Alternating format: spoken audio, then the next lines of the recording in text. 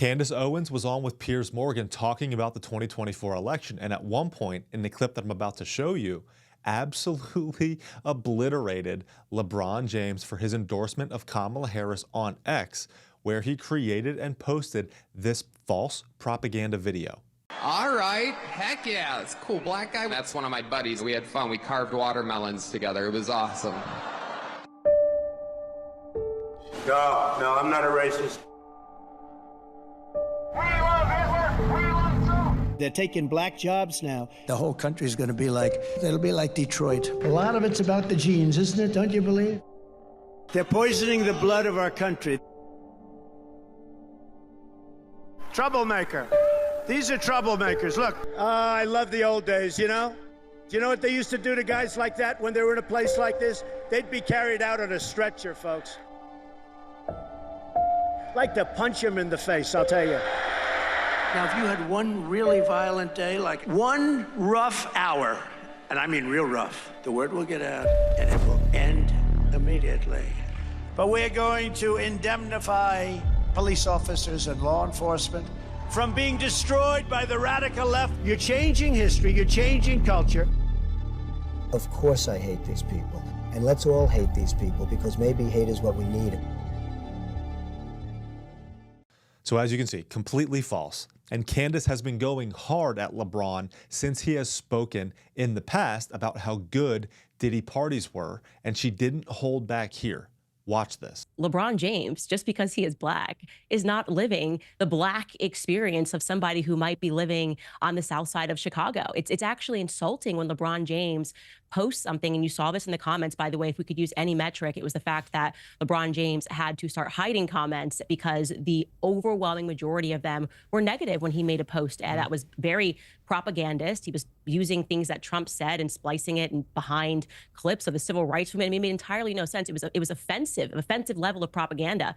You have a man who lives in a $100 million Bel Air mansion, okay? He does not touch his own door handles, okay? So when he tells you about how he's worried about the future for his children, this man is so wealthy and so connected that he has a son who quite literally is not qualified in terms of his actual metrics to be playing for the Lakers. But because of good old-fashioned nepotism, he is playing for the Lakers besides his father, because they thought, well, good advertisement, a father and a son playing, you know?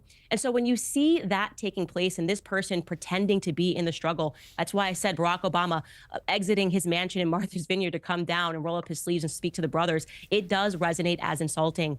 And so at the end of the day, people were moved by, okay, you know what? Despite what the media rhetoric is about Trump, how am I actually living right now? And I know they're going to say, well, these statistics show, and they've released this. When I was living under Trump, the gas was low. I was able to afford gas. I was able to afford groceries. And everything the media told me the first time around about him being Adolf Hitler and telling me that he was going to put me back into slave chains didn't come true, right? It didn't come true. I already survived under Trump, and I was living better. And so there was this common sense element, and I knew that that was going to happen. And it's beautiful to see. It's beautiful to see people say, I'm not going to respond to that sort of a rhetoric anymore. I'm not going to vote because I'm a woman or because I'm black. But I'm going to vote what actually makes sense. See, the point that Candace makes here is an important one. All of these leftists are out here saying the numbers say the economy's better. Trump is Hitler. Trump's a fascist. It's like, we know what Trump brings to the table as president of the United States. Common sense is what got the American people to elect Donald Trump. It had nothing to do with Kamala being a woman. It had nothing to do with race. The American people are tired of being called racist, misogynist, and fascist. We are tired of listening to rich celebrities and athletes like LeBron, Taylor Swift, or the Obamas tell us what's best for us. They don't know us. It's very simple. Trump and the team that he assembled are competent, effective leaders capable of getting the job done to get the government back working on behalf of the people, not against us.